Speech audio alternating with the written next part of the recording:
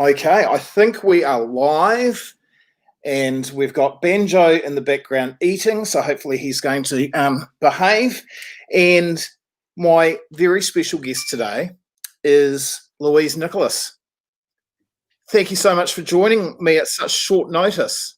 No, it's okay. Today you've got me warts and all, so. Me too. It's Sunday. So I thought I might start by, look, most people in New Zealand will know who you are, but some may not. Some of our younger viewers may not. So I thought I might just give a little bit of background. I tell you what, you're one of my favourite New Zealanders, and I've told you that before in a few phone calls that we've had over the years. I think you're such a courageous, kind, cool person, and more than anything, I wanted to tell you that today. More importantly than the interview, I think you represent everything about what it takes to be a New Zealander and a great New Zealander. And so thank you for joining me for the interview. So a little bit of background. So, and this is probably going to bring back bad memories, so hopefully not too bad. But, you know, in 1993, you went into the Rotorua District Court. I think you were 26 at that time, and give or take a couple of years. And you accused a police officer of repeatedly raping you when you were 13 years of age. Yeah. And you talk about, how it affected your family and how it affected you, because you actually felt like you were the one on trial. Can you recall some of that, of how you felt, and maybe share that with us? Yeah, sitting in the witness box, you're sitting there and looking into the unknown and hearing all this legal jargon going on and having absolutely no understanding, but just hoping that the likes of the police officer back then, who was Detective Inspector John Jur, would help you understand and help my family understand how it all worked. But at the end of the day, it was a story that I had to tell, and I had to tell it in as much detail, graphic detail, as I could remember,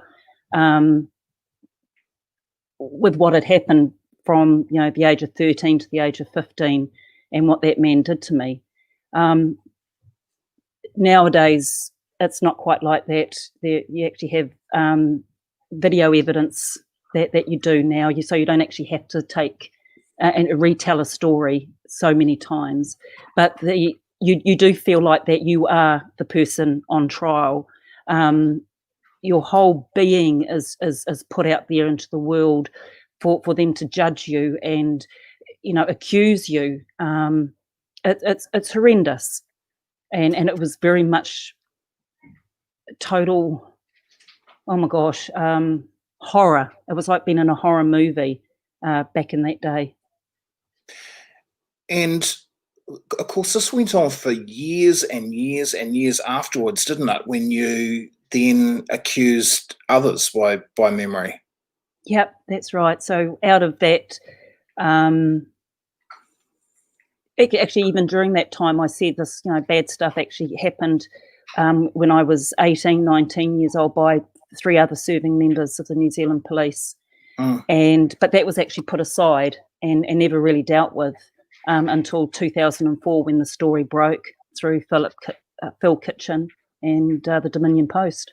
Because there was a cover-up as well, wasn't there? There was someone in the police covering up everything to protect some of these guys, and he actually did jail time, didn't he? He got caught out for perverting the course of justice, and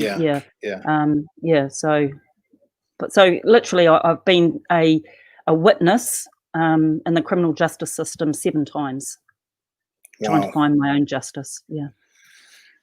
So then, this is a remarkable thing. In 2008, you decided that you were going to help others and work with survivors and help survivors of rape and sexual abuse. So can you talk me through those early days of what you had planned and what your vision was? Well, it's crazy, to be honest, Sean, because once the trials had ended, and I really thought that, I'll just go back to milking cows. And but what I found was that I was being contacted, and it was crazy how people got my address, my email address, my phone number, just saying, I've seen what you've been through. And I want to go there. Is it safe for me to talk to police? How do I do this? So it kind of like started from that. So it wasn't anything I initiated at the time. It was people coming to me. And so I just talked them through and said, look, if you need some support, I'm happy to do that. And that's kind of like how it all started. Yeah. And you're a person that always keeps their phone on. So you must have had hundreds and hundreds of people that have approached you over the years. Oh, thousands, absolute thousands of people. But my biggest learning from all that, yes, I will not turn my phone off. And my husband quite often says, shut it down. I said, well, I can't do that because there was never anybody there for me or my family when I was going through all my stuff. And I think that was the biggest thing for me. That was who was there for my mum and dad, who was there for my husband and children. There was nobody there except the police who were doing the investigation. So I had no one to talk to. I had no one to vent at except my family, and see that was wrong. So, but I have learnt that I will let the phone after like 6 o'clock or 5 o'clock now. If I get a phone call, I let it go to voicemail, and then I will check it. And if it's a crisis, I will respond. But if it's someone who's just wanting advice or just needs just a something, I normally text back and just say to them that I'll call them in the morning or make a time. Can you tell me some of the challenges that you have faced over those 12 years of doing what you do between 2008 and 2020? Who's that little one there? Who's that? Yeah, I've got a little visitor. This is my granddaughter. This is Jade. Say hi. Hello, Jade. So Mummy's talking to this lovely man, and Nana's talking to this lovely man. So I'll come and see you soon, eh? Yeah. Okay. Yeah. Can you close my door? Jade. Okay. Go and see Mummy. Close Nana's door. See you later. Yeah. Sorry about that. Yeah, no, that's all right. Now, where were we? Some challenges that you've faced over that period, but between 2008 and 2020, and maybe how things have evolved over that time. I think the biggest challenge has been, because I was actually flying myself all around New Zealand supporting survivors and their families, and the lovely Dr. Kim McGregor from Rape Prevention and Education back in 2008 managed to get a little bit of funding from government so that I actually got paid a little bit to do this work. But I think that's the biggest stumbling block has been the funding around being able to support survivors and their families and whānau through the processes. So that was a big one. It's slowly got better over the years, but not to a point where I'm still having to kind of like beg, steal and borrow to ensure that the mahi that we are doing, especially here in the Bay of Plenty, continues. Can you tell me, I'm very naive when it comes to this, in regards to figures, and I suppose not everything is reported either, but on rape and sexual abuse, is it something that continues to be a massive problem in this country? Like, has it grown through the 80s and 90s, or are we making any progress with education and so forth as far as men not raping? Is it progressing, or is it getting worse?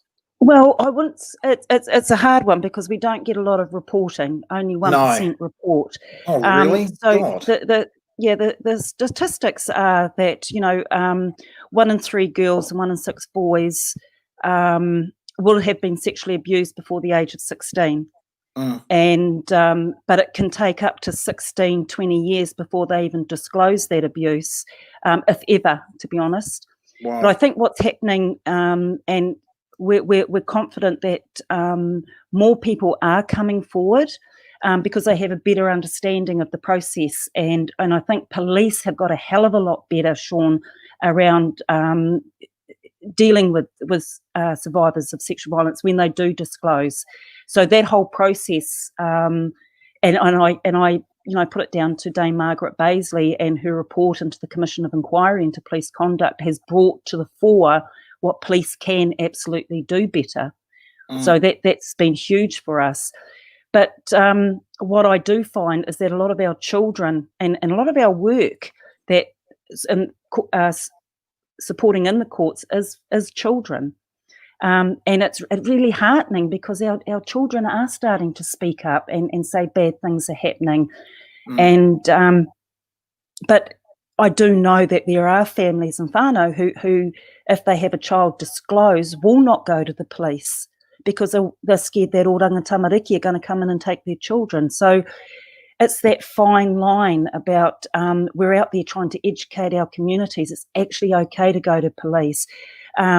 We encourage them to do this, but the outcome may be that there might not be enough evidence to carry through to the trial process. But the fact that they've had the courage and the strength to say, hey, this is what's been happening.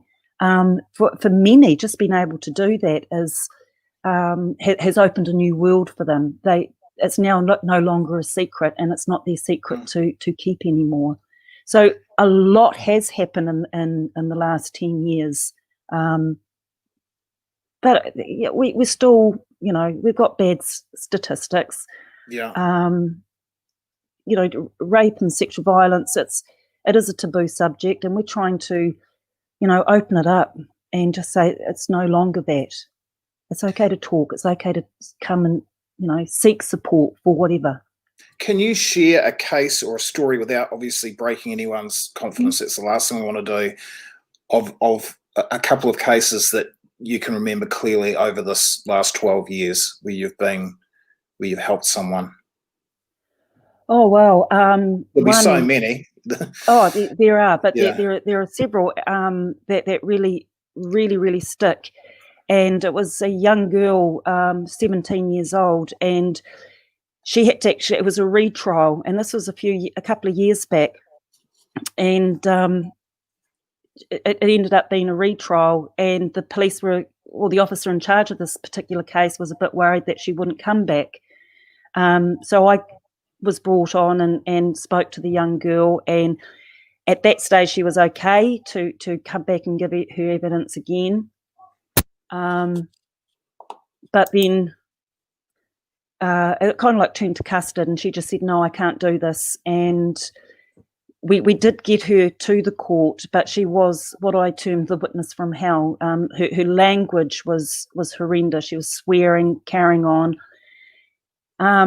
She even bolted, and I finally got her back into the court and just said to her, you know what, there's so many people here supporting you. The judge has got your back. She's doing everything in her power so that your story is heard, so that you can actually leave knowing you've done the best that you can. And when she actually bolted from the court, I was in the middle of the road with her saying, you've got to go back, you've got to go back. And she said, no. She said, I'm not going back in there. And she said, you can go and tell the effing judge that I'm not effing coming back, I'm effing this and effing that. And I just turned to her and I said, you know what? You go back in and you tell that effing judge that you ain't effing coming back. Because it's not up to me. This is your stuff, not mine. And she said, well, I will then. And so we actually got her back in. She managed to finish. And then when she did, she said to me, you know what, miss? I don't know whether I want to hug you or hit you.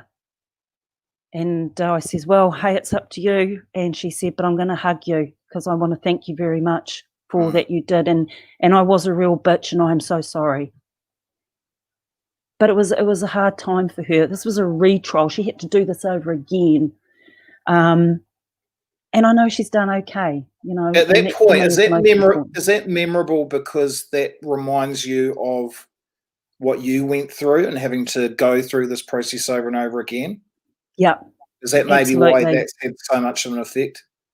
Yeah, and I could just see that, you know, sometimes our survivors can't see that what they're doing is the right thing, not for the police or the process or the system, but actually for themselves. Mm. And that the and I always say to our survivors, you know what, once you've given your evidence, I see, and you walk out of that courtroom, I see you hold your head high and you Yeah. leave all that stuff back in that courtroom because that's where it's belong. You have spoken your truth because that's all you know, and be damn proud of yourself. Mm. Regardless of the outcome, don't even go to the outcome. Mm. It's just, you know, You're giving this me is about goosebumps. you. You're such an incredible person. You've really had a strong relationship with the police over the years, haven't you? Yep. You've done some great work with them. Can you tell Yeah. me about that partnership and how that's evolved? Yeah, it's quite cool, and it's something I enjoy doing. So twice a year, I go down to the police college, and I talk to those that the file holders, I guess, of the adult sexual assault teams, and I just tell my story, and I tell them about, you know, what works, what doesn't when you're dealing with survivors, and how, you know, my biggest learning was that, yes, even though it was, you know, the police back then in my head it was the police that hurt me, but my biggest learning was it wasn't the New Zealand police that hurt me, it was individuals within. And so Yes. that's why, you know, and I had to come to that. Yes. And I did. So working alongside police and the work that we do for our survivors is really empowering, knowing that there's so many bloody good coppers out there doing such an amazing job with our survivors that it is an honour and a privilege to sit with them and talk with them and tell a story that I know they will take something back. So the next survivor that walks through their doors, they're going to have a completely different way of supporting them, hearing them, believing them, helping them. And that's, for me, really, really important. Louise, do you ever actually recover completely from, you know, such a traumatic thing that happened to you when you were 13? Just like, how often do you think about what has happened to you? Because it's been a big part in your life, really. Mm. Oh, absolutely. And you know what? I also know that for all the bad that has happened, so much good has come from it, and I know will continue to come from it. And people worry about me. You know, they worry that they're going to trigger me because they're asking me to speak. Yeah. And I said, but you know, I don't get triggered as much anymore because I think it's quite safe to actually look back at your past in order to understand and appreciate why you're moving forward. And not be scared of the past, because everything that happened in the past, I know wasn't my fault.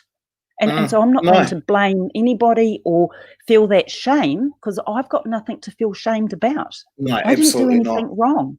So, you know, and that's for all our survivors. You've actually done nothing wrong. This blame and shame sits with the person that hurt you. So talk me through this then. So I'm reading Facebook today, and I think it was Miranda Harcourt, who is I think a massive fan of yours as well. Loves you to She's bits. amazing. Isn't she an incredible person? Just love her. And she posted something going, isn't this bloody horrific? It looks like, it appears that you've lost your job after all this incredible work. So what the hell is going on? What's this all about? And yeah, so this is, you know, so from June 2021, the National Sexual Banjo. Banjo, bad timing. Sorry, I'll turn my mic off and you keep going because I want to hear this. Yeah. So from June 2021, the National Sexual Violence Survivor Advocacy will be no longer. And the reason for that, to be honest, I don't know. All I know is that the contract of, and I'll put it into NSBSA, has gone from under the contract, under the funding of Ministry of Justice and ACC, has now been shifted over to Ministry of Social Development. Our funding and contract is umbrellaed by Skylight Trust, which has been, and it's that alone is an amazing organisation in itself, and we fitted really, really well together because they support people through grief, loss and trauma. But over the last year and a half, I knew that my contract, my team, were going to move into MSD, which is the right fit. But through all those negotiations over this last year, nobody within those three ministries said that NSVSA would stop, the national advocacy would stop. So basically in June 2021, like everybody else, with the support service that will be starting in the Bay of Plenty, which we've been doing for the last 12 years anyway, we'll go out for tender. And so between myself and my colleague, Cheryl Martin, it's kind of like, let's flip the coin and see who applies and see who gets the job. And how bloody stupid, seriously. It's God, we do some stupid things in this country, for God's sake. I know, it's, I mean, we were told that nothing would change, that NSVSA would just continue, but you'd be under MSD. And I was grateful for that, because it's been my passion, my life goal, doing this work, that we have advocates throughout every region in New Zealand. That's so important, through all the courts, not just here in the Bay of Plenty. But when MSD said to me during that Zoom meeting during lockdown in April this year that they will not be purchasing, love that purchasing. word. How classy. Yeah, the national advocacy. And well, they're bloody stupid. Yeah, and we will not be able to support children in the courts. And I said, well, who nobody else does that. And they said, well, you may have to look at Oranga Tamariki. I said, Oranga Tamariki have never, ever, in the 12 years I've been doing this, supported a child in the court that I have ever seen or heard. So our most vulnerable are going to be left on the scrap heap again. And they wonder why our children don't come to court. They wonder why their families, when a child discloses, won't take it any further, because there's no one there to support them. So, yeah. Anyway. Guys, for those of you that are listening or watching right now, instead of posting cat videos, let's get vocal on social media about how stupid this is. You've heard Louise's story. Such an incredible New Zealander, has done so much amazing work for the past 12 years, and is told on a Zoom call that she's no longer going to be needed. Friggin' crazy. Just stupid. Anyway, hey, I want you to go back and enjoy your Sunday. I'm sorry that you have had to go through all this, and hopefully somebody will get their act together and fix it for you. And I think all of us just need to be as vocal as we can about it. Yeah. Well, we've got to fix these things ourselves, and that's why we're going to be setting up the Louise Nicholas Trust. Oh, are you? Yeah, absolutely, because I'm over beg, stealing and borrowing from bloody government. I'm over that, because it's just piecemeal funding, which is absolutely ridiculous. It's not sustainable at all. So we're setting up the Louise Nicholas Trust, and we're putting it all over social media, and people can donate to the trust. And we're going to kick it. We're going to kick ass, because there is no way in hell that I am going to just lie down and say, oh, well, that's it for me, because there's too many vulnerable people out there, Sean, that need this type of advocacy. And this is the way we can actually start doing the prevention and stop sexual violence You are such an amazing person, and you're a person that I just respect so much. You're just courageous, you're kind, you're focused, and this is just yet another challenge in the Louise Nicholas story. And you'll sort it, and you'll just rise to the occasion. I've got no doubt about that. Thank you so much for all of the great work that you've done for New Zealanders, for women of New Zealand, for their whānau, for their families, for their friends. You're an amazing person, and this is just another challenge for you, and you'll rise. Absolutely. Can't keep an old dog down, Jill. You enjoy the rest of your Sunday. You get back to Jade. Okay, lovey. See you, Banjo. Bye, Sean. Say goodbye, Banjo. See you, honey. Bye-bye. Take care.